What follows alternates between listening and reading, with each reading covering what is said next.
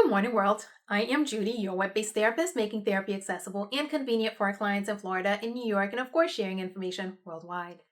Today, I want to talk about five phases that people experience after infidelity. We know that infidelity can be difficult and there are so many different emotions and so many things that happen after infidelity. But today, I want to talk about five phases that people generally go through. This does not necessarily mean that these are all the phases that you're going through. Your journey to healing from infidelity may involve some new phases that were not mentioned here, and your journey to healing after infidelity may not necessarily include all five of these phases, but these are five usual normal phases that people go through when healing or when making that journey after infidelity. But before we jump in, I want to take a quick moment and say, if you are subscribed, thank you so very much. If you are not yet subscribed, please take a moment and hit the subscribe button. That way you can be subscribed and you can become part of our crew team group that doesn't have a name yet. And of course, make sure that you hit the notification bell so that you can be notified when I post new videos, which I am apparently doing on a regular now. And if you'd like to purchase one of my books or three of them, there's a link below that will take you to the website that shows you all the different places that you can, all your different options for purchasing one or three of my books. Okay, let's get back to work. First, I actually just made up the word Reifig. It's the roller coaster yo-yo freefall gravitron of emotions.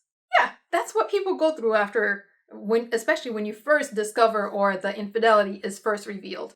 You're on a roller coaster. You feel like you're a yo-yo because you're going up and your emotions are going up and down. And sometimes you're free falling where it almost seems like you're kind of stable. And then you just drop down to the lowest of lows of emotions. And then you're just in there. And then, of course, sometimes that gravitron is when that one emotion or those 37 emotions grab you and pin you to the wall. And no matter what you do, no matter how hard you do your best to get out of it, it just feels like you're pinned to the wall and just can't get out. So yeah, it's that moment of emotional chaos, the Reifig phase. Your best bet, the best thing you can do, feel those emotions. Allow yourself to go through and work your way through each of these emotions, because what usually happens, people try to make them go away, try to unhave them, try to make them not happen. It doesn't work. You can't make your emotions stop existing. You can't unhave an emotion.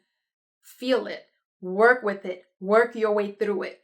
And when you take the time and work your way through it, it's easier to move forward, because when you're sitting there and saying, okay, I can't have this, I don't want this, when you're focusing on not having that emotion, when you're focusing on trying to make the emotion go away, it lasts longer because you're putting so much energy into that emotion. It just gets encouraged to hang around a little bit longer. So take your time, feel it, let it happen, and move forward.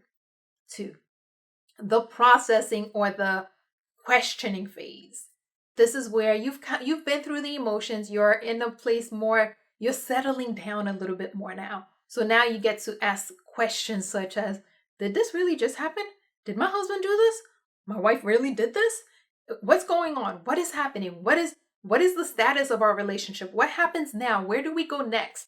And you're in that phase of coming to that moment of accepting that, hey, this did happen in our relationship, or maybe it didn't. Did it? And then you're still having to make the decision of, hey, where do we go from here? What happens next? Where do we go now? What do I want? What do I want to do? How do I want to handle this? How should I handle this? There are a lot of questions. Take your time, answer the questions as the answers come to you. You don't have to have an answer to every question you have right then and there. Take your time, process this. It's a very difficult thing to experience in a relationship, especially in long-term committed relationships. Though it can be very difficult. Take your time, process it, sit with it, ask yourself the questions. If you need to ask your partner questions, ask your partner questions. Figure out where you are, What is happening with you emotionally? And then you can start having those um asking those questions of, okay, how do I want to handle this? How do I want to move forward? What do I want? What is next? And then as you start making those um coming to your own decision on on the next phase of your relationship. And then of course that takes you to the next phase of making peace and future planning. This is where you have decided, okay, I think I want to move forward with my partner, or no, I am not moving forward with this person. Whichever decision you make. In the phase of making peace is when you really start to, okay, come to acceptance. This happened. This is where I want to go next. This is where you start deciding, hey, you're discussing with your partner, or you're letting your partner know, whichever one it is, this is my decision, this is what I want to do, this is my plan. You start making plans for your future, whether it is with your partner or without your partner. But you have to go through that phase of, hey, let's make some decisions, let's make some choices, let's decide how or what the next phase of our relationship is going to be, or maybe of my life without you is going to be. But it's important to take that moment and go through that phase of making peace and making some plans for your future with or without your partner. 4, working forward. Whether you decide to go with or without your partner, there's going to be that phase of healing, of doing some work to heal from the hurt, the pain that this infidelity has caused. Even if you decide to end this relationship, there's still hurt that will follow you into the next relationship if you don't take the time and do the work to heal from this incident. So if you are, if you're staying together, one of the steps that that you take in this phase, maybe you and your partner go to counseling together to figure out and work through whatever issues are in your relationship to help you heal from this break in your relationship. Going to get and there are other things that you and your partner may need to do to help you in that phase of healing and moving forward. And of course, if you decide not to stay together, you still have some work to do. It's not one of those where you decide, oh, okay, we broke up, so we're done. You still have work to do because you don't want to take the hurt. You don't want to take the break in trust into your next relationship. So taking the time to fully heal from whatever emotions, whatever you experience in this one and in this relationship with this infidelity, to make sure that, hey, the next guy, person, woman, man is not going to be paying for the actions of this last person. 5, recovery. Recovery is a phase that happens every single day once you've done the work.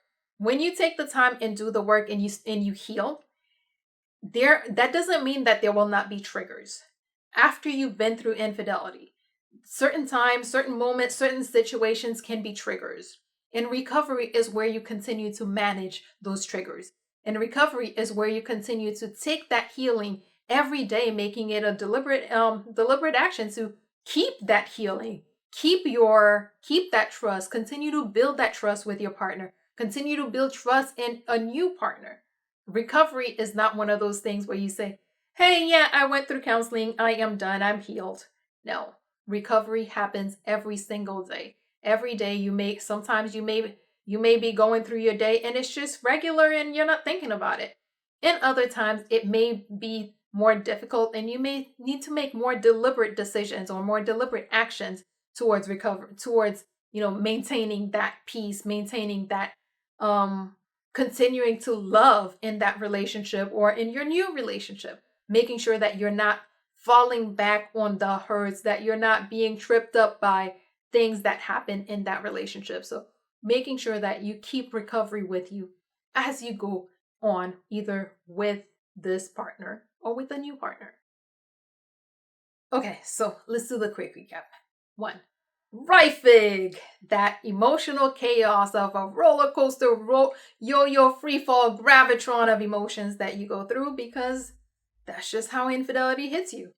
2, the processing or questioning phase. The processing after you go through, you go through the feelings and you start settling in.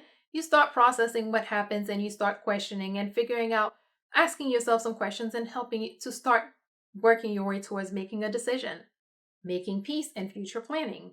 Once you start making a decision, it's time to make peace and figure out where you're going, having those discussions with your partner of coming to terms with what the next phase is and making that decision of, hey, let's enter the next phase.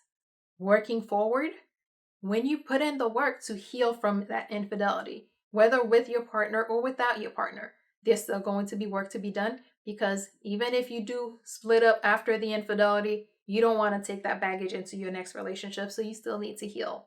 And of course, recovery, because recovery happens every day.